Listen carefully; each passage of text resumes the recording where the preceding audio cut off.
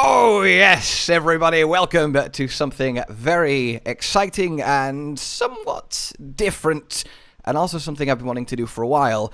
Ironically, with Codden, who is not here, but we'll get to that. But yes, this is the first... So you don't count, Hollow. This is the first... Not me. Rurikhan's been caught on this whole time.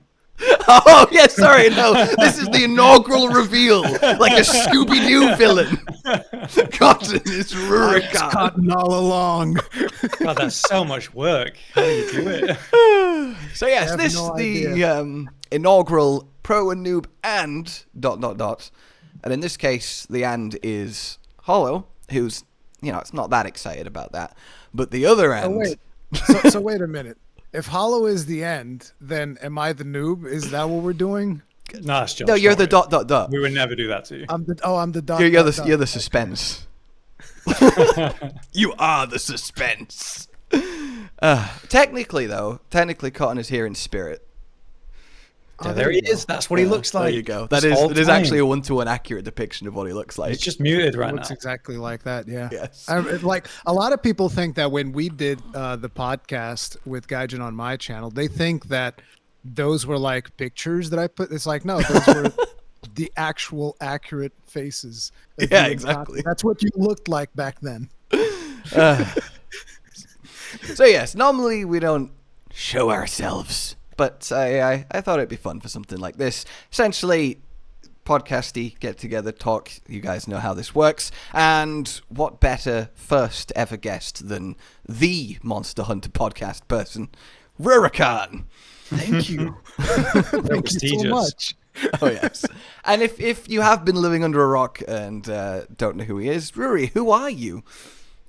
I am somebody that has loved Monster Hunter for a very long time and wasn't able to cover Monster Hunter for a very long time because there would be a 1-year gap if we were lucky enough to even get the game in the West to begin with. And then eventually Monster Hunter World came out and I was like, oh man, I'm devoting my whole life to covering this game now. It's that simple. So that's a very similar story, I could tell. God, just remembering when it was like, oh yeah, we're actually getting a Western release of Freedom Unite. Can't wait for my PSP. Yeah. God. With me, it was like the main reason I ever even reached out to Nintendo people in Portugal is because like I need an excuse to buy a Wii U so that I can play Monster Hunter 3 Ultimate. I was like, oh, it was hard out here. Like the best example of that, actually, to tie it into Wilds immediately, is even like 4th generation, the weapon trailers they did have like 15k views. Whereas each Wilds weapon trailer it's like 600,000 views. It's like what's happened? Minimum. Like I feel like I've blinked and missed this. I love those trailers because I was kind of like, because of the way that YouTube algorithm works, usually you need a bit of a ramp up whenever you're doing something big. And I was like, dude, I'm going to Gamescom. How am I going to like do a bit of a ramp up on the algorithm to be able to do Wilds content? And the algorithm just not be like, oh, where did this content come from? This is strange. You usually don't do this. So those trailers were such a blessing. I was like, oh my God, that was so serious good. build up. Yeah. Though I'll be real. My normal sleeping pattern doesn't tend to be the best. Like I'm lucky if I see midday on a given day because I'm a night owl. I work best editing late at night. Like I can't help it. So for me, it was like crawling out of bed, looking at the trailer through bleary eyes, and like, okay, that's new, I think. God, I've got to start recording. It's already 3 hours since it's gone up. Just for 2 weeks, every morning. Yeah. In a way, it almost felt like a race sometimes. Like somebody put out a video and then just like, no, you Eric. So it's like, who's gonna? RageGaming video, the Eric's video, and everything. Some people get them out in a millisecond. I'm like, did you even watch it? Like, did you watch it? Crazy, yeah. But it was one of the most fun things about those videos for me personally was like whenever the gunlance one came out, I had like Jono send me stuff from people posting at the official account like, oh, it's Rurikhan Day, and I was like, oh, no. That's cute. You go to like the official video, there's a bunch of shields up in the comments. Yeah. It's great. Yeah, it must be quite a feeling. And they probably did. I'm assuming they did the same for you with the greatsword, right? Yeah, I was about to say that. Probably a bunch of Josh comments. Yeah, loads of comments like, "Oh, of course I would be here." I feel like I could comment just like a dot on the greatsword video, and I would be like, "Yeah!" But it also came out with the basics and like the new actions, like the other 2 little trailers. So it didn't get its own dedicated day, just a greatsword. So all 3 kind of got covered at once. So I was like, oh. Some of the stuff we were talking about for greatsword wasn't even in the greatsword trailer. So like some of the most important stuff. Trailers, yeah, it's strange. Like focus mode, being able to spin charging, which yes, everyone can do focus mode, but it's greatsword's thing really. Some weapons are, I don't know, it's weird. I mean, we'll get into it, but for me, when I went, I got to play for 90 minutes. So you had a live stream, you've been on other live streams. How long do you think you got a chance to actually play Wilds? Yeah, what's it like being the favorite? Must be nice. Must be nice. You know, it's interesting. I think I was tallying it all up. I think I played for about 3 hours total. Yeah, that's pretty good. It's like the thing was, and people are probably tired of hearing me say this, I could have skipped the queue if I wanted to, but I was like, I would feel so bad. There's people sitting in there waiting for 10 hours. I never skipped the queue, not once. So, you know, I was like, no, I want people to be able to play. I have like my own scheduled play sessions, because when I first was thinking about Gamescom, I was like, oh, dude, I'm gonna skip the queue a bunch. It's gonna be fun. And then I'm gonna wave at everyone on the way past while doing it. No, but I was thinking about that it was gonna be a big deal, because I wasn't expecting the queue to be so massive. When people start talking to me, they're like, oh yeah, these queues are like 10-hour long, and I was like, no, oh my god, for 20 minutes. For 20 I remember minutes. you messaged me saying, no, isn't it 30 minutes? I think it's 30 minutes. The multiplayer build. To be fair, I don't know. Yeah, it's 30 minutes the multiplayer build. I'm pretty sure. Yeah. I remember you messaging me saying, I've just joined the queue. I want to get a little bit of practice in before the session.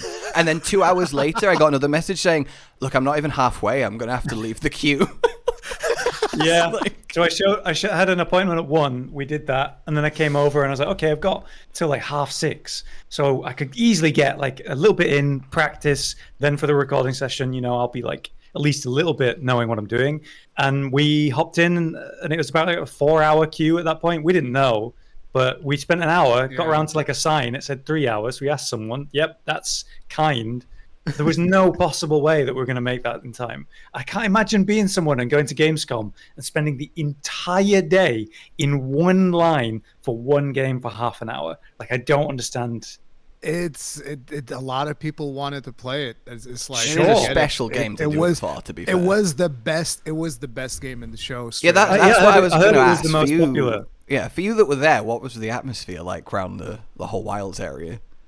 It was absolutely insane. Like, there was a ton of people always queuing. The very first day, I even like filmed the shot of the queue, because they hadn't made the queue go around the booth yet. So it was just like, it would occupy the whole hall pretty much. It was like down the center lane. The center lane of the hall. It's just like other people are trying to get to these other, you know, booths. And it's just like weird. A massive Monster Hunter. No. Just get pulled into the Wilds queue. Come play Wilds. Exactly. Just get absorbed on the way past. You're playing Wilds now. Well, in 7 hours. In 7 hours. You're going to see Wilds, all right? Yeah. I mean, I think that the single player queue was a little bit faster, because I remember that Peppo did the single player thing, and Peppo pretty much cleared it in 3 minutes and 5 seconds or something like that. People were like speed running the single player version. Not very difficult, And I was like, no. When I did the single player version on the capture session, because you couldn't capture the story quest, I was like, I'm going to go super slow so that I practice the weapons and stuff, so that then when I go capture, I have a little bit more experience. I did the same thing. When we hopped in, it was like, okay, so what am I going to record? Am I going to be able to do 3, 4 video? We talked about what weapons I should play, and we had a plan for 5. That didn't happen. 5 weapons. In 30 minutes. It was really optimistic. I was thinking about playing 4 weapons. That was my plan. My plan is like, okay, so I'm going to go in there. I'm going to cover gun, lance, charge blade, sword and shield, and lance. That was my initial plan. What ended up happening is, so first, when I got there, because I got there early on Wednesday, there was like an embargo, so nobody could play before like noon 30 or something like that. So there was like some press people that they let go in there a little bit early. So I was like, hey, Jono, can I find like a station in there, and just like, and I go in there because there were a couple of stations free, and they put me in one that is scaled for 4 players, and I'm alone. Solo, and it's German. Oh, you don't need language. You've been playing these games for at least Look, man, that sounds like a fair challenge. I didn't do a single focus strike because I didn't know how to do them. Know how, yeah. I didn't figure out how to do the diagonal full blast because I couldn't read the combo list. So I had no idea what I was doing, but it was still fun. It was a ton of fun. Yeah. So I played a little bit there, and then I did my stream, and then I did the capture session. But yeah, it was the thing was also with trying to play several weapons. It was always going to be impossible for you to fully understand, not even the full moveset, but even get some of the basics down. Yeah. Because the gunlance feels like a completely new weapon. There's a bunch of combo strings that don't work anymore, and there's a bunch of combo strings that are completely different. Like there's combos now that chain into wyvern fire, which really? I was like, what? That's crazy. Yeah, Cow Slayer was actually the one that called my attention to that, because when I'm playing on the show floor, I never look to the top right corner to look at combos. I'm paying attention to a million other different things. But Cow Slayer is just wired different. He's like, no, I know exactly what the combo is. It goes like this and then like this. And then you get double wyvern fire. And I was like, bro, you're just wired different. Okay. No, but he's awesome. Like, it was I had a cool bit of a cheat code for that purpose when we're in the single player hunt. I don't know if you mentioned there was the barrel. Yeah. That you could practice. I wonder if they're going to keep that there. I don't remember what camp that was. It wasn't like a main camp. It was by the Oasis. It disappears after you start that quest. Okay, interesting. Because like I mounted Seikret, and then I was like, oh, actually, let me go back and test something else. And then I go back and there's no camp. Oh, okay. It's gone. Okay. Well, clearly that was just for that then. Obviously, there will be a training grounds, but like smacking that barrel with about 6 different weapons for a while, and then useful. I had my girlfriend behind me looking, and she was just reading the things for me at the top right. So when I was doing my session, Josh and I had had a back and forth. What are you gonna do? In what order? Against what? And he gave me like this 20, 30 bullet point list. So my girlfriend sat next to me with my phone looking at the list going, okay, you need to get a clip like this. Okay, next this, pull out that weapon, you're going to need to hit this. And then I was going, everything. Yep. I got over half of it, but then the most important part was like, okay, dual blades, which is my main, time to absolutely destroy Ray. I had an incredible first run carted and then a horrible second run cart again. Okay, better be safe, go do the other monster. I was like, well, that footage was incredible at least. That's what I lost. So it's just... Oh, man. Yeah. But why did you end up losing the footage? What happened? I couldn't tell you. I mean, basically, there was me, my girlfriend, multiple Capcom people coming and checking everything's working. Everything looked like it was working. We cut it into 3 parts. Part 1, fine. Part 2, fine. Part 3, I remember looking at it recording, and either it didn't save, or we just double-clicked, but then that would have made a different save that didn't exist. So either it just didn't save or corrupted. I have no idea. But it was sucked. Because they actually had a capture card in there, I hooked up my capture card to their capture card. Yep. And I captured on my end and on their end, and I had 2 files. Oh my God. So I captured it twice to make sure I got everything. I wish I did that. That's the strats. Yeah. It was just so you finish the session and we're like, yeah, everything's good, awesome. And then early the next day, I just got this message saying, so I have terrible news. Terrible news. With no context, just I have the worst news. I'm like, oh God. I didn't You lost everything? No, I've only lost half of it. It was about 10 minutes. It's about 10 minutes. But you were confident that you'd be able to kill Ray Dow going in. And I was like, I don't know, man. Every time I've seen someone fight him, he's absolutely ruined them. And you're like, no, I game. So I'm gonna beat Ray Dow. I think you just I think he absolutely annihilated you 3 times. Yeah, he just deleted the footage. And we're like, oh, I've lost it. Whoops. I actually never went. Yeah, it's unfortunate. Didn't even fight Ray Dow at all. Yeah. No. I was confident that I'd be able to do some work to it, get a clip, and then it move away or something like that. But the 2 times I carted was the same thing. Dual Blades has this new perfect evade. I'm sure you're aware of it. Yeah. And then you get the evade attack for a little while. It's pretty cool. And then I am like, this is going to be an amazing clip. He goes up into the air. He's going to blast me with the lightning. I'm going to perfect evade. I mistimed it and carted. And so I tried a second time. Didn't work. And then I just sort of walked away. So that's why I carted. I'm curious about one thing about the dual blades. How many demon modes do you have? So you have the regular demon mode. It is weird. There's arch demon mode, and then there's dodge demon mode, right? Am I about? There's an official name for it. That's what I predicted, because I was like, when I first saw the footage, I was like, wait, so he dodged and now he's glowing blue. So that's a second demon mode that you're getting. Yeah. Okay. You can imagine it like a buff timer. I couldn't tell you the exact times, but I think it was about 10 seconds or something like that. It's your stamina duration. Oh, interesting. That makes sense. Yeah, because you're just going to run out. But you can't do it while you're in demon mode, so that's how they limit it. Oh, okay. So you must be in demon mode, or I guess archdemon mode, for it to work. But yeah, basically, there's a little period where you're getting those extra attack, string, and evade. It looks really cool, but it doesn't feel... I wish I had time to play the game and work this stuff out. Know. So it's hard to be like, okay, here's the facts, but you essentially get these little evade attacks. That's nice, but is it not better to do, you know, the evade flurry with B or circle, whatever, and then your normal evade? You're using half the stamina to still attack and move around. When you're doing the evade attack one's thing, you're using all your stamina every time you do it, so you actually run out of stamina really quick. So I don't think it's like the best thing to spam it. So I just wish I had time to like, okay, is this worth using? It's just, how do I use this? It doesn't help not having any armor skills. Like that changes everything. Yeah. We're still extremely early to get to that level of like nitpicking detail. Mechanics. Like I'm over here wanting to know the motion value of the greatsword's offset attack, so I can decide if it's worth using. I know, okay, right? so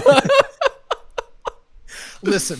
You can't even base it off of motion value. Okay, you see the animation. I've done a little talk about it. I don't care if that deals 10 damage. It doesn't matter.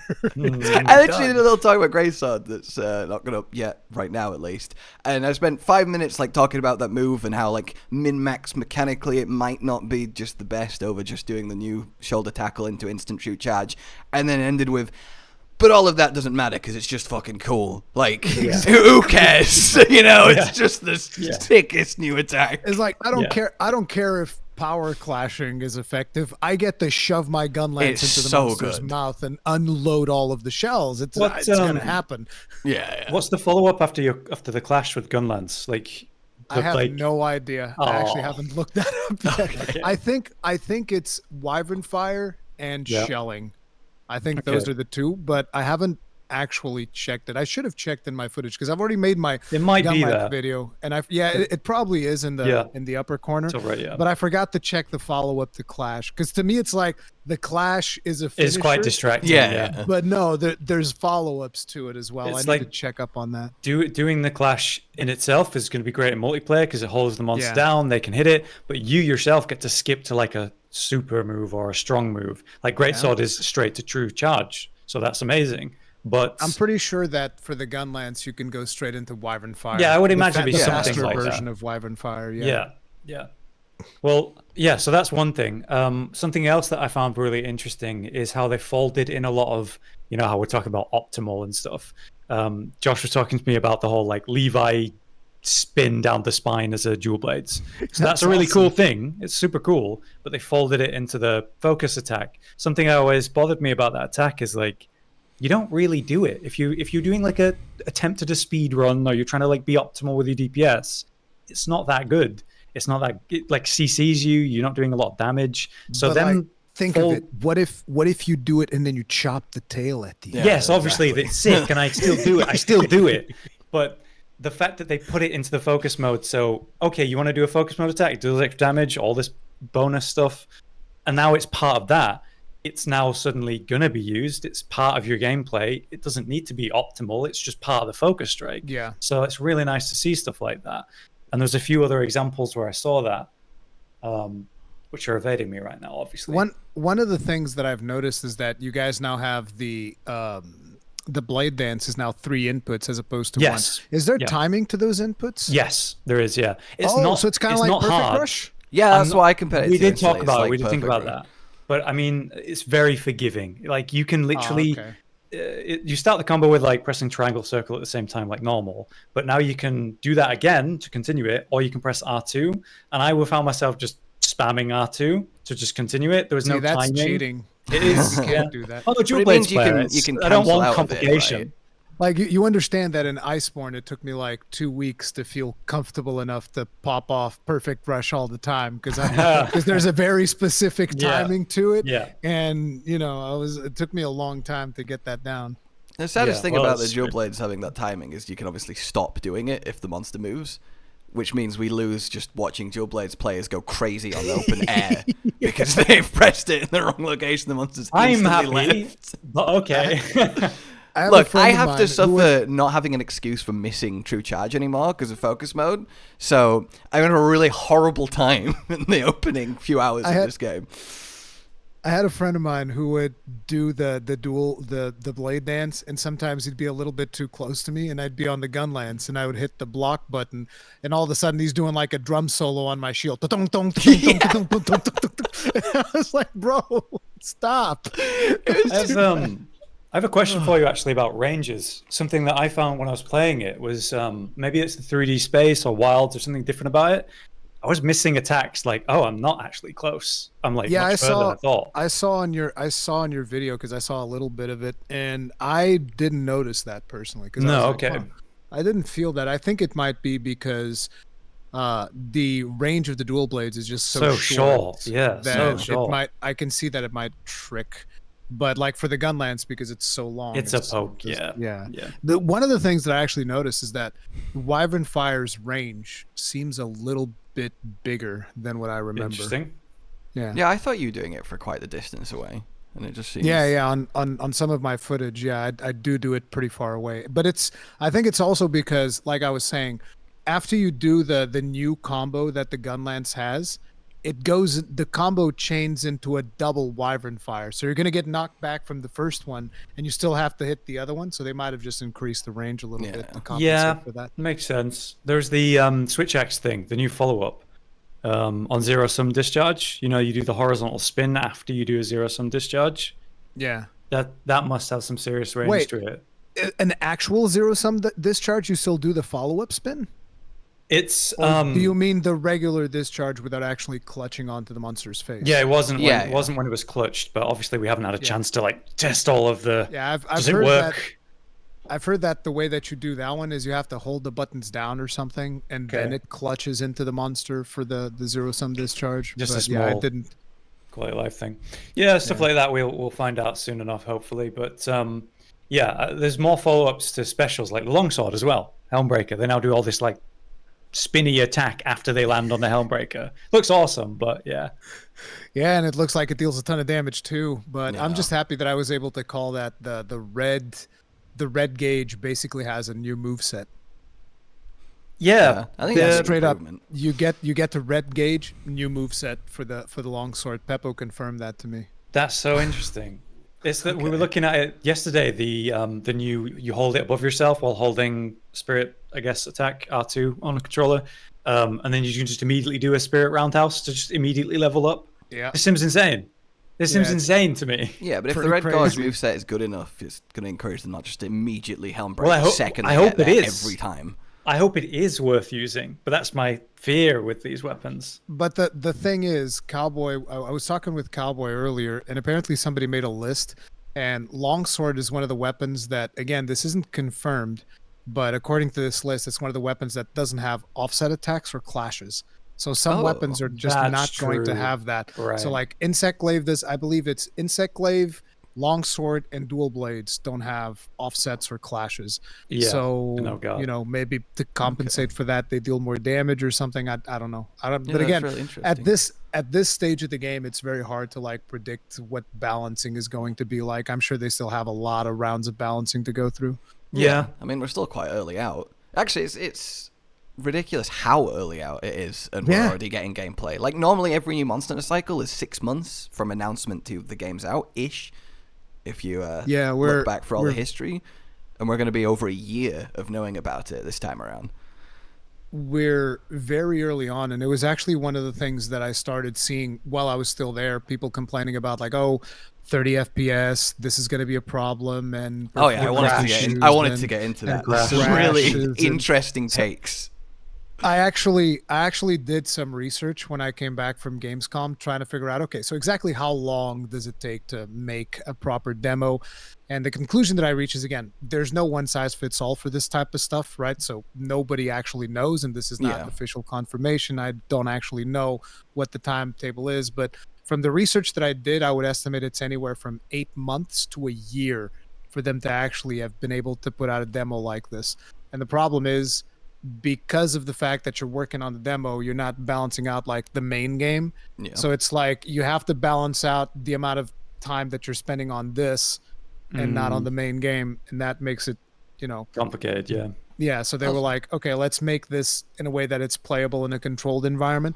And then what I noticed when I was on the show floor as well is that it seemed that a lot of the problems that they were having appeared to be because of the network infrastructure that they had at Gamescom, because the game appeared to be crashing much more when it was in multiplayer, and the performance issues were also much more apparent in multiplayer. And you could actually see that in one of the dev streams, where like they were really struggling to get the game going on multiplayer. So, you know, but when you do it in single player, like the way that Hollow played, did it crash on you in single player? No problems, I don't believe.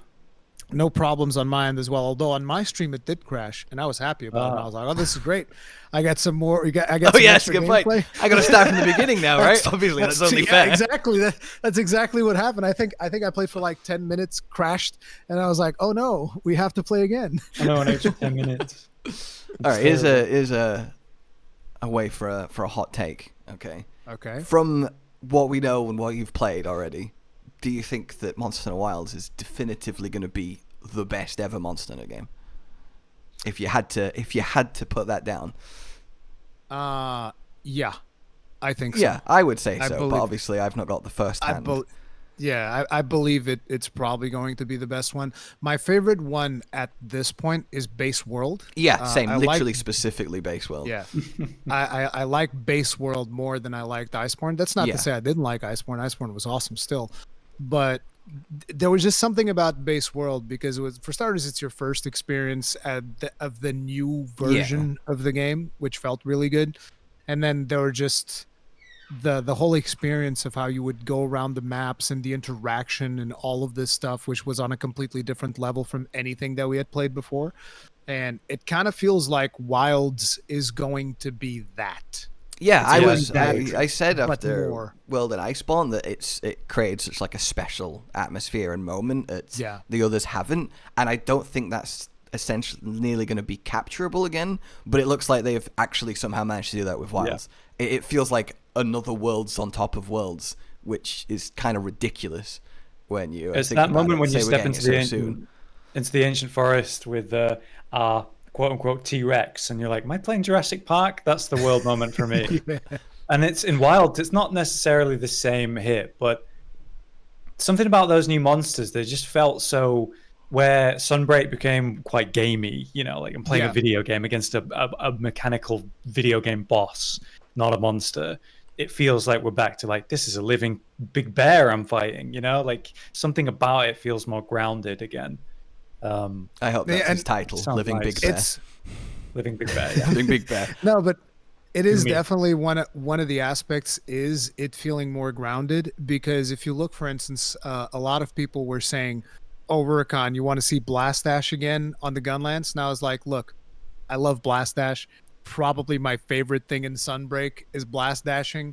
But no, I don't want to see Blast Dash again, because it's one of those things that is very much really cool for like an arcadey version of the game. But if you're looking for a more grounded experience, Blast Dash is like, let me, use the recoil of my gun lance to fly and then do some air shelling while I'm at it. Like, I have a dunk that I did on a Kushal d'Or where I literally just like Blast Dash into the air. I have seen that clip, and then slam. Fantastic. And it's like, that's great. It's amazing. But if I'm looking for a more grounded experience, that's not what I want. I want slower, more methodical, more believable atmosphere almost, within the realms of this is a game full of monsters, but I like the more, at least to the gunlance, I love the more grounded approach. It's like, it feels heavy. It doesn't feel like you're flying around and doing all kinds of crazy stuff. It feels like a weighty weapon, which is cool. And they clearly indicate that by removing the helicopter move of Insect Glaive, and Insect Glaive mains. Yeah, I can't believe that's gone. Yeah, I'm very surprised. Me too. That's ridiculous. Helicopter? Yeah, that's like iconic. That's like the most Insect Glaive thing. Yeah. Still a big part of me that's like, man, maybe it's there, we just don't know. No one's just pressed the button. No, it's hidden somewhere. It might be because there's a lot of stuff that it's different. Like, for instance, there's a very basic part of the gunlance combo that I was like, wait, what? I can't full burst into stake? I was like, how? I've always done that. This doesn't make any sense. I don't understand. So yeah, they changed a lot of the moves of the weapons and whatnot. So there might be something hidden, but I don't think that insect glaives are going to be like helicoptering all over the place. It doesn't seem like it. It doesn't seem like it. I don't know. I think it's good. It just takes some adjustment, but that's the problem when you have something that's so iconic like that. It's like part of why you play the weapon, and then it's gone. It doesn't matter if the new version's good. It's like it's not what you were playing the weapon for. So doing radical changes like that is scary, but I can't think of any other weapons that have had that kind of loss of a kind of core mechanic in the same way. Yeah, but a lot of weapons have evolved massively over Monster Hunter. Like, there was a point where longsword wasn't just a counter weapon. It's crazy as a statement that is to make. Believe you. Yeah, I literally do not believe you. Which is why I was happy Strong Arm Stance didn't come back from Sunbreak, because I love the damage it deals, but I didn't want Greatsword to just become another counter weapon going forward, because it's not really its thing. I'm not a big fan of like the way that greatsword thing works. Of like, oh yeah, let me put a small bomb down, and then right. It's so funny. Like every greatsword player running around with stacks of barrel bombs. Everybody back up the sleeping monster. Let me just place this down. It's going to be so different when you pull out your hunting horn, buff up, swap to greatsword from here on. It's just, guys, watch me counter the shit out of this barrel bomb. You have no idea what's about to go down here. I mean, in Iceborne, one of the best ways of dealing damage actually involved like using the snowmans with the worm stake of the gunlance. And I was like, I'm never doing this. What the hell is this? Oh yeah, do you want to build a snowman? It's like, no, I want to wyvern fire this monster and kill it. Though, to be fair, a massive explosion after do you want to build a snowman is quite a good little bit of imagery. It's a strong answer. But it was more like, it wasn't even an explosion. I don't think the explosion was with the damage. It was because of the ticks of the worm stake is what makes it go really crazy, is my understanding. But yeah, that was pretty crazy. Talking of gunlands, you obviously like it a little bit. Just a little. Just a touch, right? Once or twice. And same with Greatsword, right? And I'm gonna quote Hollow here from like a week ago when I was talking about Greatsword, and it goes, "You like Greatsword too much." And I've been looking forward to this conversation because I want someone who understands what it's like to be that into a weapon, who can maybe, back me up with some articulation. Do you dream about a weapon in a video game, though? Yes. No. That's normal. Hollow. You just fundamentally don't understand. Literally, Josh right? Doesn't you just like don't the get great it. sword enough. He doesn't like it enough. Really? Yeah. It's the I'm same concerned thing with me for and him. Gunlance. Literally is, yeah. I need to like it more, I don't know. completely understand, Josh. It's like you're like, I'm a deep Dual level. Blades mate. It's like, are you though? Can you Not tell me really. every single Dual Blades model that's been in Monster Hunter? I don't think you can. No. No. I swap weapons too much. I like to play like different parts of the game. You know what I mean? Absolutely disgusting, honestly. Look, the Greatsword is on the cover art. I use different weapons. Okay, Yeah, I'll have to admit. In base world, my most played weapon was actually not the gunlance. No. Really? It was the charge blade.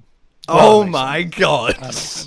Which is why it's always Cancel weird him. for me Cancel him, everyone. That's it. when people say that like, oh, charge blade is the most complicated weapon in the game, I was like, I don't know if I just click with that weapon. I think charge blade is super easy. It's just like, it's real easy. I don't understand. That is the bold statement. Do you think it gets overhyped? Like, oh, you need a PhD in charge bladeology. I do think that people really overplay how complex it is. Like, there's a little bit of a timing element to it with, very much like with the greatsword. Like, you don't just hold your charge forever. It's the same thing with the charge blade. You have to release the charge at the right time to get the right moves. And you also need to have a little bit of timing for guard points. But a lot of the guard points kind of are built into the moves of the attacks, weapon. Yeah. You know, it's like the only intentional guard point that you are usually doing is like the swap one where you sheathe the weapon into the shield. That's the intentional guard point. Most of the other ones, it's like, oh, I'm gonna try and do this sliding right, and hopefully the guard point will pop up at the right time. Yeah. At least that's the way that I do it. I know that like real pros will be like, no, I calculated down to the frame. I know exactly when my guard point's coming up. I calculated down to the frame. Exactly. That's how I imagine every Chargeblade player. Exactly, with the British accent. I calculated down. You don't quite understand the level of this weapon, I'm afraid. You and me. The same. Yeah, I do agree it's overhyped, but I also will admit that Chargeblade is the only weapon that I couldn't even tell you all of the literal controls in using it. The other 13, completely fine, but if you put me on a Chargeblade, it would take me like a little bit of, oh yeah, okay, to just do a discharge. You just need to know one of the controls. It's fine. You just need to know how to get the super amped elemental. Yeah, that's true. The rest doesn't matter. Yeah, I'm joking. Chargeblade maids. I'm well aware. I'm joking. And I did say maids, not mains. It's it's a bunch of Chargeblade players that cosplay. Look, it's true. You only need to be able to know how to wyvern fire and gunlance. You only need to know how to helm breaker on longsword. You only need to know how to demon dance on dual blades. It's very simple when you get down to it. Gunlance got done dirty in Iceborne. I'll say that. Like, bro, that wyvern stake blast, dude, never bring that back. I will take heat gauge with the nerfs before you give me worm stake blast. Well, it looks like it's more than made up for it. Like the new where you break the weapon open and do the spinny drill with the inside bit. Like that is ridiculous. Super cool. And you know that's our mounting finisher as well. Oh, that's so good. Oh, yeah. That on doshaguma's face. Like, he's just like, eat it. I'll admit something that's going to upset you a little bit. But when the weapon trailers were coming out, obviously the first thing is, oh, which weapon it is today. And it's like, when longsword happens, everyone loves longsword. That's going to be a big deal one. But when like light bowgun comes out, that's going to be less of a rush, you know, if we're being honest. So the gunlance popped up and I was like, oh, it's only gunlance. And then I watched it. And I was like, oh my god. Yeah. Like, compared to the last 4 trailers, what have they done? The weapon was completely different. Yeah. I was looking at it and I was like, I don't recognize almost any of this. I have no idea what's going on. Yeah. Just watching those diagonal and then stakes and quick reloads and I was like, bro, this is the best. But I love it because then Lance players are over here like, we can poke 3 times now? Oh my god. No, 4 times. Yeah, 4. Oh. No, but listen, Lance actually feels really good. Like, yeah, no, it does actually. We had it as one of the 5 weapons we think is most improved before gamescom happened because it did really look good. Sorry, I said Lance players. I shouldn't have added the S. Just want that on record. Gotta get that correction. You're just referring to Fujioka then, right? Literally, Fujioka is the only one that plays. That's the only reason they keep the weapon so that keep it in the game for him. I got to ask though what it was like interviewing them because obviously I've watched it and it was great, but like, dude, was there a moment of like, oh my god, like you're sitting down, you're about to ask the questions, like, okay, so gotta nail this. There's so many stories around the interview. So usually for me, like, because I do a lot of podcasts, it's super easy for me to come up with like topics and stuff. Comfortable, yeah. But there's never a language barrier.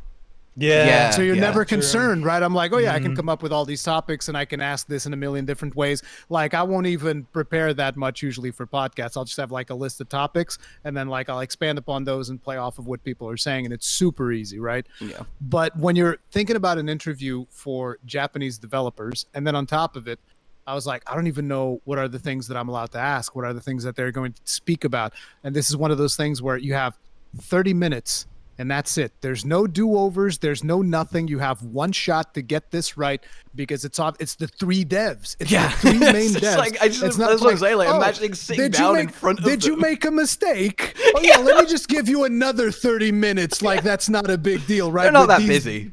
Yeah, you know, some of the most important people in the company, we'll just have them over for another 30 minutes because you messed this up, right? So I was super nervous. I couldn't even come up with the questions initially. Like I spent 2 weeks just obsessing over, oh my God, what am I going to ask? What am I going to do? And so eventually I came up with this layout of questions that I had. And then I'm like, okay, I need to talk to Gaijin because I don't know who's interpreting this. And it might, sometimes you get people that actually know the game. Sometimes you don't. So I wasn't sure who was. Yeah, that's a really good point. Who was going to be the interpreter, because often, like, you will hear stories about, people that understand Japanese, reading an interview that somebody did, and they're like, actually, that's not what he said. This translation is wrong. So I was super concerned about that. So I get with Gaijin, and we spent like 3 hours together going over the questions, rewording them so that there's no chance that there's a misinterpretation. Like, a really good example would be, I asked about the DLC, right? And one of the questions was specifically like, are you going to, sell pay-to-win DLC or something like that? And Gaijin was like, if you ask that question like that, they're going to think that that's something that you want. And I was like, no, I can't have that. Please tell me you are. This is very important to me. Exactly. So it's like, which is why if you hear that question, it has the added thing of like, due to concerns over Western games, to add that, to load the question so that they understand. It's like, I don't want this. I want you to tell me that you're not doing this, almost, right? So a lot of the questions ended up having that, and some people were even telling me like, oh, some of these questions were very loaded. It's like, yes, it's intentional that they're loaded to convey intent. So, but it turns out that I didn't need to prepare that much because we got Patrick, who is the same person who is translating the dev interviews. Yeah, and he was excellent, so that was not a problem at all. But so I prepared that, and then what ends up happening is I was also concerned about the audio situation because I had one microphone and it wasn't a particularly good microphone. I was like, okay, let's see if I set this up in a way that I can really get as much bang for my buck out of this microphone. So on Wednesday, I get there and I'm like, hey, Jono, can I see the interview room? He's like, yeah, sure. So I go into the interview room. I take pictures of everything. I share it with my friend, Chris, who's helping me out. And we make a plan. Okay, here's what we're going to do. We're going to sit 3 interpreters on this side, the 3 devs on this side of the table. You and the interpreter sit on this side of the table. And that way the microphone will capture like this and like that. And it'll be perfect. And I was like, okay, cool. And then I was like, the day that I'm going to do the interview, I was thinking, I have a microphone exactly like this one that I took with me. And I was like, there's no reason to take it. There's no reason to take this microphone that day. But I was like, if I get there early, I'll set up my laptop with an additional POV so that I'll have like a backup of the video recording, because I was going to record with my phone. So I'll have like a backup of the video recording. And I'll also plug in this mic to have a backup of the audio as well. I was like, oh, cool. So I'm coming into the show like super chill, super early. And as I'm literally walking into the show floor, I receive a message from Jono, and he says, by the way, they don't sit at the table. They sit on the cozy spot. And I was like, oh, great. The cozy spot? Great. So there was no cozy spot when I was there. Yeah. And so when I look at the room and I get there, and there's the 3 chairs that you guys see in the thing. Those chairs weren't there on the day that I was scouting the room. Oh, no. So I'm like, okay, so I have to make a completely new plan and figure out how I'm going to film this and whatnot. But it was really good, actually, because this microphone also connects directly to my phone. And because Patrick was sitting in a place close enough to my phone, I was like, oh, I can plug the microphone to the phone. I'll have Patrick's audio on a clean mic. And then I have this other microphone here, and I set everything up. And it was all right. And the devs themselves, like, you guys have no idea, because I mean, I don't know if you saw them there, Hollow, because you're only there for a little bit. Yeah. But like, I was there all 3 days, and I was constantly trying to spend as much time as possible at the Capcom booth, because I knew that there were a bunch of people that wanted to take pictures with me. Yeah. But so I was at the Capcom booth a bunch of times, and here's what would happen. Whenever the devs weren't doing stuff in the business area, or they weren't doing stuff on stage, they would straight up just go to the booth just to hang out. Yeah. They would just straight up be in there saying, hey, anybody want to take a picture? Anybody want to sign some stuff? There was one point where like there was a dude there, pulled out the MSI laptop that has like the collaboration with Monster Hunter. He pulls that out in front of Ryozu to see if Ryozu would sign it. And Ryozu was like, oh, yeah, I'll sign it. But apparently there wasn't any pens that could write on the laptop. Oh. But Ryozu was like giving instructions to his translator, like, no, listen, you need to find a pen so that I can go sign this the laptop of this man. But they were super spectacular about like spending time with the fans. And taking pictures and doing all that stuff. I saw them at the booth all the time. It was pretty much anytime they'd had free time, they'd go down to booth. To give you an idea, at one point on Thursday morning, this was super early. The booth's lights weren't even on yet, and there was already like a really massive line. And who's there? Takuda-san is just there, just like looking at the line, and people don't recognize him. They don't know it's him, so he's just like standing there looking at the line, like all happy, biggest smile on his face, just like super happy of how many people came over to watch him play his game. And it was super cool to see. I think it really says a lot just how, I guess, approachable or friendly is like everyone part of it at Capcom. Like, obviously we've all done loads of these things, various games and companies, and it's always a lot more sterile, which makes sense because, you know, they want it to keep it professional, air quotes. But with Capcom, it's so like, oh hey, yeah, how you doing, come on over here, and it feels more like buddies. It was one of those things that I feel like I don't really see a lot of lead developers, at least. You know, sometimes you see like some people lower in the totem pole or something, like go to see what's going on and whatnot. But like the lead developers, you'll usually see them more shielded from the general public. And it's like, no, Ryozu and I keep saying that wrong. Ryozo. Yes. Ryozo and Takuda and Fujioka were just like literally every time they would have free time, they'd go down there and just hang out, see if there were people that wanted to take pictures or whatnot. And I suppose it was super refreshing too. But they're going to PAX as well, right? I don't know where. Yeah, they're going to PAX. Yeah. So PAX, hopefully, I think it's in Seattle. Just as big, but I'm thinking about the area. They had the statue and cosplayers and hanging out there. There was this section with a stage, and it was obviously roped off, but there was people just standing there watching the stream. A big crowd. The people beyond that watching the stream, just beyond the barrier, the stream itself. Then the line going round and round and round. And I remember walking down like the main hallway, trying to work out where it is, and just seeing the end of the hall. Still big, but for the amount of interest that it was, I don't know how you gauge that before the event, but hopefully at PAX they have something bigger, I guess, or like more set up. The thing is, I don't know how it can get any bigger. Do you know how many consoles they had there? No. They're not even consoles, by the way. They're dev kits. Oh wow, 60. Okay. They had 60 dev kits in there. Yeah. It's like, I don't know how much bigger you can get. Yeah, that is quite ridiculous. So for a game that's well before release, it's difficult, I suppose. Different story when it's very close. There's a final version that can just run. I think that the only thing that they could potentially do is lower the runtime on the multiplayer one, like maybe cut it down to 20 minutes or something.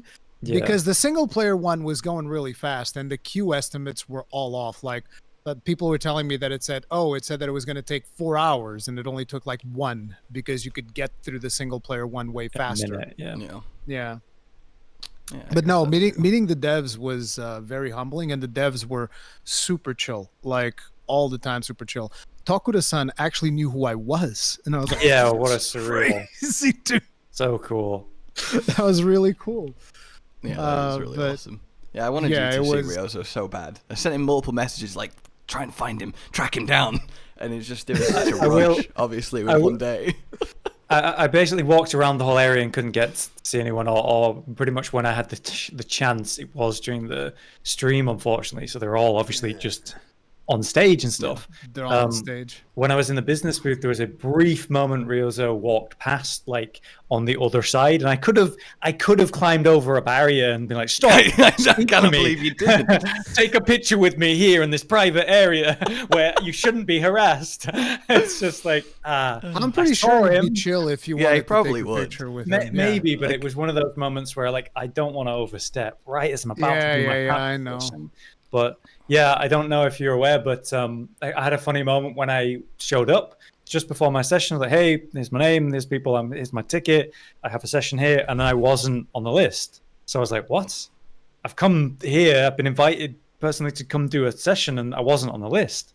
So one of the guys that ran the Dragon's Dogma session that I did in Capcom in London, Zaid. Zaid. He came round and saw me and recognized me, and I was like, oh, what a relief that someone knows who I am. And he was looking at the list like, they didn't scroll down. You're on the list. Literally. Almost didn't get let in because didn't scroll down the list. It was just like, oh, it was the last session of the day. Yeah, they have to scroll down. To be fair, I don't know if those are like Capcom staff. I think that's just staff that they get at. That's what we thought. Yeah. And you don't expect anyone to know who you are or anything like that. It's fine. Yeah. It's just like, just speak to someone and we'll resolve this. Oh no, but that's the thing. I'm pretty sure that at Gamescom they're specifically trained, like those teams. They're specifically trained to just like stonewall everyone. Yeah, I like, guess you probably they're get not a lot on of the people list. trying They don't it. get in. Yeah. Yeah. So it's like, which I think is actually a bad thing, because like if somebody's just trying to meet with somebody from PR, like that should be okay. Like, okay, let me check inside and see if somebody from PR wants to. But I'm pretty sure that everybody at those booths is specifically trained. It's like, no, don't let anybody in on anywhere. Like I was trying to meet with Square Enix people, and I was stonewalled, and I could literally see them in the booth. And they just stonewalled me, and I was like, all right, so I guess I'll leave. I had a similar experience with Blizzard. We went and played the new expansion for Diablo 4. Within? Diablo, yeah, Festival of Hatred, and we had like with Capcom, it was great. It's information, times, names, contact numbers. With Blizzard, it was like, yeah, just show up, you'll find it, you'll be fine. We'll have a session at 1 maybe, and I had to speak to someone in the line, like, hey, I've got a capture session, I don't know who I'm supposed to talk to, so I should be expected. And they also did the same thing, where it's like, no, you wait in line. I'm like, I appreciate that, but I do have a session. And it's just like you say, they're trained to be like, no, immediately. Yeah, they're gonna stonewall you straight up. Yeah. It's strange why, but it is what it is. Basically, everything needs to be booked in advance. There's almost no chance of doing anything impromptu over there. It was our first time there, my first time there. But we learned a lot during the experience, and obviously next time, if there's a next opportunity, I will be there longer than 5 hours. Probably a good idea to be there a little bit more. Next time, I think I will be there as well. Well, we talked about Josh coming, like we were both going to come, and maybe both our girlfriends, there would have been a group of us, it would have been fun as well, but it's difficult because you've got to have someone at home to cover stuff if you can at the same time. And because we're a 3-person team, we're able to do stuff like that. But the problem is Cotton is blind for Monster Hunter. Like, he's not allowed to, so he can't do these things. So, I can imagine. It is like, I can't overstate that. Like, he does not know anything past the reveal trailer last December. Like, he goes dark on social media, doesn't listen to any Twitter? I don't know. Yeah, he just doesn't. He just is full dark until it actually comes out, and we can do the program. I envy him. Like that's why I had that one question. I was like, please don't reveal everything. Yeah, please, I know. I was so happy about things. that. Like, honestly, and to be fair, while we loop back to it, honestly, kudos on the interview. It was really good. Oh, thank you. It was it was a lot of preparation. It was nerve-wracking. The day of the interview, I was like eating my breakfast with my hand like this. Yeah. I was so nervous, dude.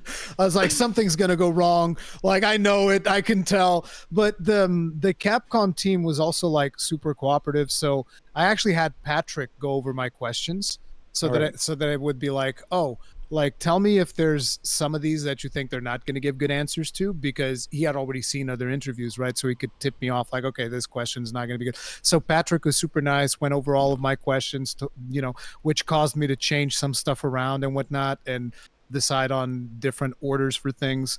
It was also funny because he told me not to ask the gunlance question because he's like, I don't think you're going to get a good answer to that, so don't do it. And then he went inside, and then he came back out, and he's like, maybe you will get a good answer. Maybe you should consider the gunlance question. Well, he kind of like nudged me, like, maybe you should ask that one, actually. Because I completely wrote it off. For a second, I completely just wrote that one off. I was like, all right, that's fine. I'll ask something else. It's all good. But yeah, that was cool. And then it was also the dude who was there coordinating the interviews, like controlling the time and all that. I was basically like, hey, can you watch my camera? Because it's like here and I can't look at it. And he was super cool. Watch the camera. And then I was like, and also when I only have 5 minutes, please tap me on the shoulder and then tap me on the shoulder again when it's time to wrap up. And he was super cooperative. So like the whole Capcom team was aces, which is why the interview went as well as it did and flowed so nicely. That's nice to hear. Yeah. I think this is somewhat of an obvious thing to say, but it is worth saying that it's nice how much everyone at Capcom clearly loves Monster Hunter. Like, you don't get that with a lot of other games, but it's just so evident, and it's kind of like amazing. Yeah, like you could pretty much speak about Monster Hunter to anyone in the business booth. Yeah, and yeah. they like would they, know none, what you were some of talking them about, have yeah. no reason to know any kind of details, really. Like they can do their job fine, but they're like, yeah, no, I fucking love Monster. Let's go. And it's like, okay, it's really good. Yeah, it was awesome. Everybody was super nice. So that made the interview way easier. But still, like that last second, oh yeah, they don't sit at the table. I was like, yeah, horrifying. It's like Roblox oof noise. Oof. What was the highlight for the whole thing for you? I mean, it has to be Talk with the Sun, probably recognizing who I was. Yeah. Fair enough. Like, it's just like, I mean, come on, when you no, yeah, you that is like. And as I said at the start, what's it like being the favorite? The game director actually wants a picture with you as you asking for a picture with him, and I was like, okay, yeah, very validating. That was a big highlight. But yeah, other than that, obviously, like playing the game, interacting with the fans. Like, do you guys know I got a gunlance bracelet that somebody made for me at the show. Oh wow! Bracelet says gunlance. Yeah, awesome. So yeah, but yeah, there was a ton of people. Like I've retweeted all the pictures that I've taken, but I've taken like 4 times the pictures that I've retweeted. A bunch of people just probably wanted to keep theirs private. I was like, it's all good. But it was really fun getting to know everybody, and everybody was super excited for the game.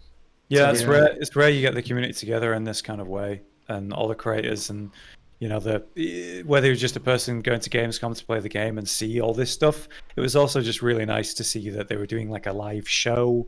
You know, obviously the dev stream, they could have done that in much safer, easier environment. Yeah. But they did it live in front of people on a stage. That's and it's cool. It's the lead developers playing the video game, which is something that you don't even see that often nowadays. But not even just like faking playing the game or talking about the game with a slideshow presentation. It's like, no. It's the game. And look, it crashed. Things go wrong. And that was just handled so fine and lovely as well. Yeah, honestly.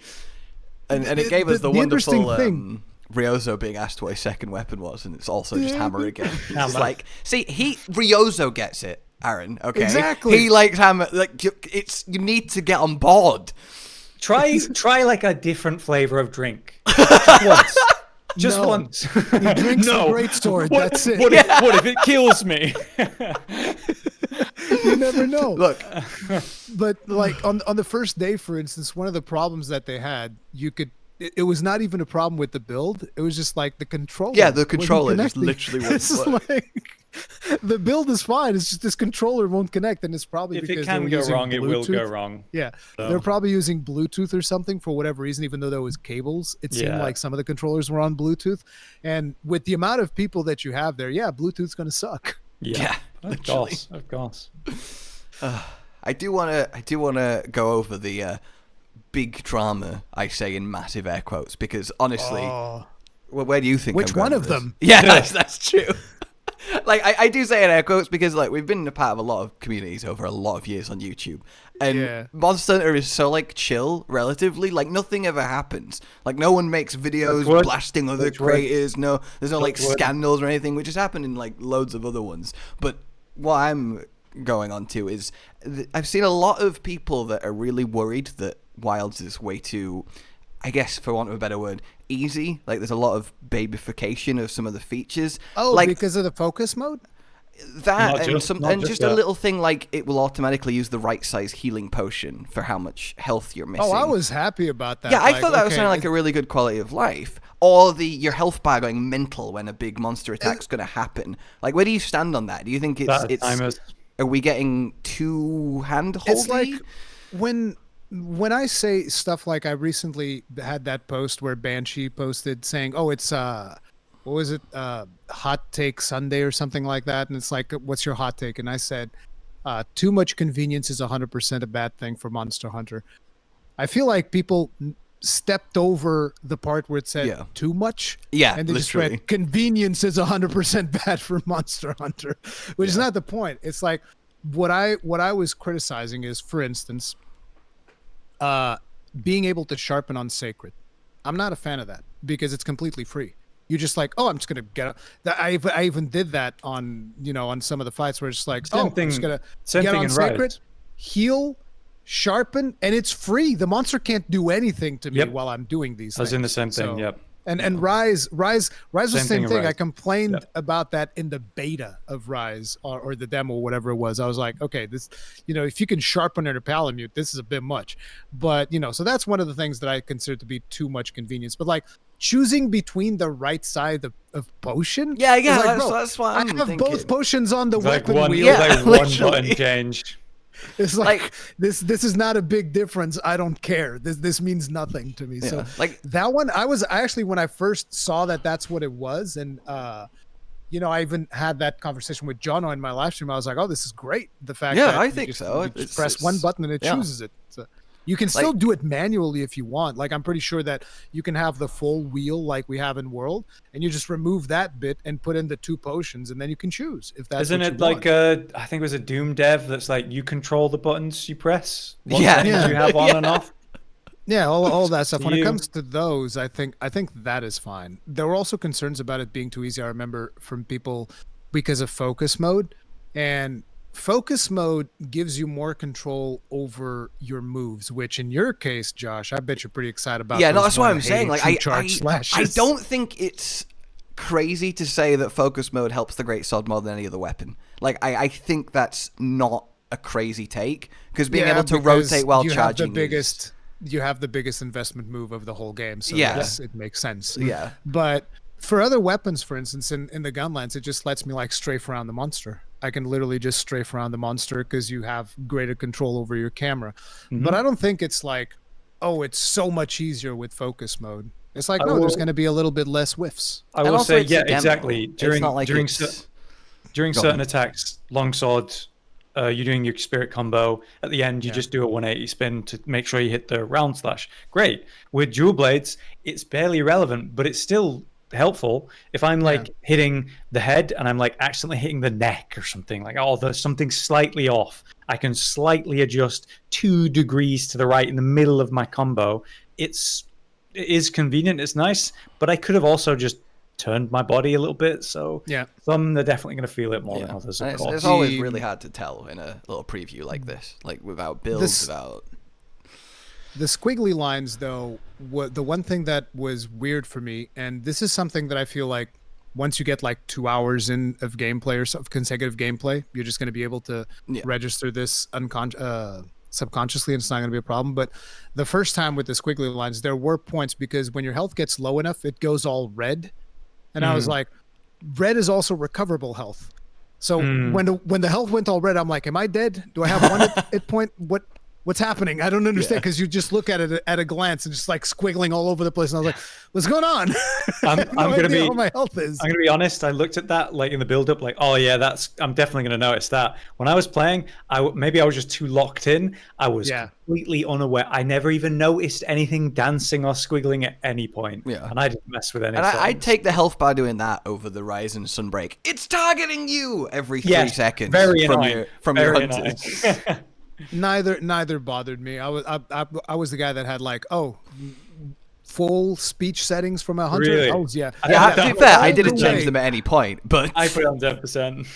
No, I put it on 100 because whenever I reloaded, my dude would go like, "I'm gonna punch you full of holes," and I was like, "Hell yeah!" I can't lose that. I can't lose that. Admittedly, that was a worthy trade-off. All right, the other devastating bomb of being able to wear any armor on any hunter, which obviously is awesome, but like, you know where I'm going with it. It's so funny to me that that's somehow a negative to like a very small minority, obviously, but like the thing is, right, I understand that we've recently had a lot of games that have really abused tokenism in a way that, I do understand where a lot of people are coming from. But when it comes to Monster Hunter, I would have to say that a lot of the people that were complaining about it, it's like, the idea that I get is that you've been in this franchise for like a whole of 5 minutes, because this has been, at least in my comment section, one of the most requested features constantly. Right on your comment sections as well. Yeah, that's pretty much what I would expect. So it's like, whenever there's like a new monster added to the game, right, you always have somebody saying, "Oh man, I wish I could craft the other one instead of the one that I got. It has nothing to do with like gender exactly for me. It's like sometimes it's just different armor models. It's just a cooler hood. Like there has been so many times that I have preferred the female set for Monster and preferred the male set, and you can create some really cool fashion by just being able to mix and match them. That's very exciting. That's the thing. That was one of the reasons why for a while I played a female hunter in Iceborne. When it went to PC, I was like, oh, I'm going to play a female hunter so that I can wear the other armors because I want to check those out.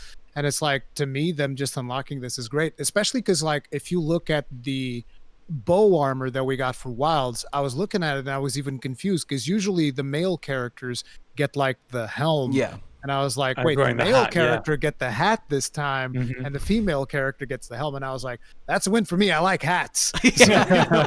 But this way, you just have both, and you don't have to choose. So that's even better. It's just felt like a waste of cool assets that you know, half the player base can't choose or whatever. It's not a big deal. It's a nice quality of life change.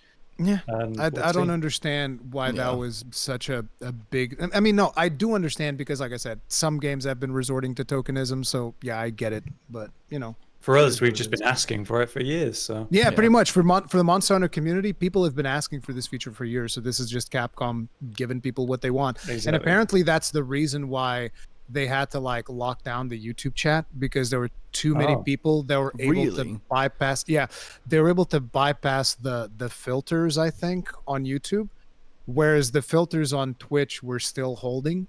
So that's why they ended up like locking down YouTube chat because people were really upset over the feature and they made sure to voice it in very reasonable ways. And of course completely level-headed taste, I assume. Like, honestly, it's probably one of the single things, more than new monsters and mechanics, anything, that I'm most excited to be there when Cotton finds out about. Because I can't think of a single person who's going to be more excited to be able to mix and match every single armor set in the game. And I'm going to have to deal with that every time. Have to see some He's just going to show up in a new outfit. Abominations. I have to suffer for this. And I think it's great. So no one else has any reason. That reminds me of the one time that I had made like this mix set using Rurikhan pieces, and a friend of mine gave me the best feedback that you can give for this armor set that I had. He's like, that looks like a dung beetle had sex with a pineapple. What a nice review. And I was like, well, it's not wrong. It's not one of the best armor sets. It only had some pieces of Rurikhan, but yeah, it looked pretty bad. Fantastic. All right, as a little bit of a wind down, I want to get some predictions from you, and then like 6 months from now, we'll see how accurate they are. And they're not like crazy or anything. The first one being, how many new monsters do you think are going to end up being in Base Wilds? So, I'm expecting that Base Wilds will have close to 40 monsters total. That would be my expectation because World had 30, but they didn't have as much mastery of the MT framework engine, whereas now they're using RE engine and they've already done a bunch of games on RE engine, so it makes sense to have a bigger mastery, and therefore I would expect a bigger monster pool. So I would expect around 40 monsters. And of those, considering the way that they've been revealing them, there's been a lot of new ones. Although they always show the new ones before, I would say... I love the show you're working. Out of those, 25 will be new monsters. Okay. I mean, I would take that. And to be fair, the fact that I think it's safe to say that we already, in what's revealed so far, have more variety than Base World had in terms of monsters. Like, incredible, it's somehow not come up, but I just want to really just quickly cram it in. Lala Barina is one of the most incredible monster designs of all time. Like, incredible. Yeah, dude. Oh my god. Yeah, nothing compared to this. Nothing. Like, listen, I've always said, listen, Rock Nikadaki is all right, but she ain't no Nursilla, bro. Yeah. She ain't no Nursilla. Nursilla, web slings, come on, horrifying. man. Nursilla. There's no way. Like, Rock Nikadaki is just a punching bag. You go up to her, you beat her up, and it's fine. And you break pot. I get that maybe for some people that don't use gunlance, Rock Nikadaki is not as much of a punching bag. But for us gunlance mains, like Rock Nikadaki, you just go in there, it's like break after break after break. It's fantastic. It's a good time. but she's not like super interesting personally. On the other hand, Lala Barina just like spinning around. She's got a flower. The rose flower butt. bloom. Yeah, it's just, I can't. It's gonna be great. Yeah, I hope that she web slings like Nursilla as well. Not just. I mean, it looks like around, she's but gonna be actually up there a lot web-slinging. at least. But yeah, I hope so because that was one of my favorite things. I wonder whether, you know, obviously in the trailer where we saw her in that like nest thing, I imagine that is her nest, by the way. Yeah. With the whole like new Apex Predators having a nest that's themed around their abilities and such, like we saw with Ray on the dev stream. That's just going to be another little extra layer to the new monsters that we see. And I wonder if we're going to see new nests for original, if there's going to be any Apex for original. Oh, you mean for returning monsters? Yes. Nests for returning monsters. But like a new nest I expect not seen before, I mean. Oh, okay. Yeah. Because I would expect that we see like a Rathalos nest for sure. That one has to be in there. I do wonder if Lala's the apex of Crimson Forest, or if there's going to be something above her. I would assume there's something. Like, yeah, surprise. I don't know. I could see there being something above her on the food chain. Yeah, exactly. We'll see, but you know, there's potential for her being the apex for sure because she is pretty threatening. But I'm just really happy about seeing so much variety, like we were talking about, because we got the Balahara, we got Toady Boy, we got Raydao, which is Raydao is the more traditional flying wyvern type of thing. Also, but then we have a Temnoceron. What? But also, what a design with Raydao. He might be a flying wyvern, but yeah, like, oh my god. Like the fact that he goes like... there's just Astalos over here like... my whole thing. It was my whole thing. What the hell? He just robbed... Have you guys listened closely to his sounds? Yeah, he's awesome. He's got like this crazy metallic sound thing going whenever he's moving around and whatnot. Yeah. It's really impressive. I think it sounds really good. But yeah, and also we're probably going to be getting our boy Congalala coming back too. That was such a like the second returning monster revealed. Obviously Rathalos, you know, it happens. Yeah. So Congalala being the one out of nowhere, it's like, okay. I mean, I'm all for it, but it's like, okay. It's gonna be gross. I thought it was really cool that Kanta instantly posted, "Oh, you guys excited about Congalala?" And he shows a clip of like him just not even there. A Congalala just going up to him, pooping in his face, and then moving on. I saw that. It's like that's exactly what we need. I just really that's hope how we're going to. That's how we're going to get the mega dung pods. Is out of he's just a farm. That's why he's coming back. A farm for mega dung pods. It's just in the camp. Yeah, just like sitting there. I actually am very curious to taking down the herds without using dung pods because I don't use dung pods. We don't do that in the Iron Breakers. It's it was one of those things that, you know, I'm on the show floor. I have limited time. I can't be just getting punted around by doshagumas. So fine, I'll use it. But I'm not going to use it when I actually play the game. And I want to just fight them head on. 3v1. Let's go. I'm ready. Fair enough. And the whole herd mechanic as well. Like, if we do get like a new insect monster and a new Neopteran, like a Celtis Queen-esque, if there's a herd bug that's like swarming you, like it's an actual hive. My God, yeah. Like that is. Please tell me one of the locales has an actual hive. Like that's such a fantastic idea. There's so much that they can do with it that I'm just super excited, and the size of the maps is just gigantic. We don't even know if those maps are potentially even interlinked because there's something that says on the website. The Scarlet Forest is from the river. Yeah, in one of the plains. You follow down the river from the plains and it goes to the Scarlet Forest. And I was like, wonder if you can actually just follow down the river and actually just go down there. I just want a snake wyvern, man. That's all I want. Just finally a snake wyvern in Modern Monster Hunter. Like, it would be unreal. Good old Najarala. Yeah, I'd take Najarala returning, but a new snake, oh my god. Yeah, a new one. And I want more new monsters more so than returning ones. Definitely. If there's one returning that I want Duran Moran and Jan Moran. We didn't get those in Sunbreak, which is what I wanted. I would love to see something like that. You know, one where you're on a little sand boat and there's just like a sand whale and you're going to hunt the sand whale. I like that a lot. I like that. Well, the trailer set that shot up like there's going to be a gen right there. Like, it was such an obvious tease, like, come on. Exactly. Yeah. See, one of the questions that I had was actually asking about the possible connections to Monster Hunter 4 Ultimate, but Patrick instantly tipped me off like, this one you're not going to like. they're just going to tell you that every game is its own game and blah, blah, blah, blah. And I was like, all right, this one goes back to the bottom of the pile. All right, how many locales do you think there's going to be? I've thought about this. I think they're going to go 5. There was like 4, right, in Base World, if I remember correctly. Yeah, I would have guessed 4. Plus arenas. So I think they're going to do one more. There was 5 in Base World. I think. Was there? Yeah. So Forest, Wildspire Waste, Ancient Forest, Elder's Recess, Coral Highlands, and Rotten Vale. Coral Highlands, yeah. Oh, Rotten Vale. Yeah, Rotten Vale. I always forget about that. I don't know if they'll do 6. 6 might. But be even a if bit they match much. the 5, given the difference in I think, scope, yeah, that's ridiculous. I think they'll match the 5. I think they'll match the 5, and that's without us even knowing if they're connected. Yeah, that's actually the really good point. Yeah, and then lastly, where's the flagship? Who's the flagship? Why do we not know the flagship? Every other monster in the game. There is no flagship. I don't think it's Raidao. But like all the other monster games, yeah, exactly. But I went back and checked all the reveal and first trailers for essentially every other monster in the game, and it's instantly here's the flagship. Whereas this time around, it just makes me think there's something important or going on.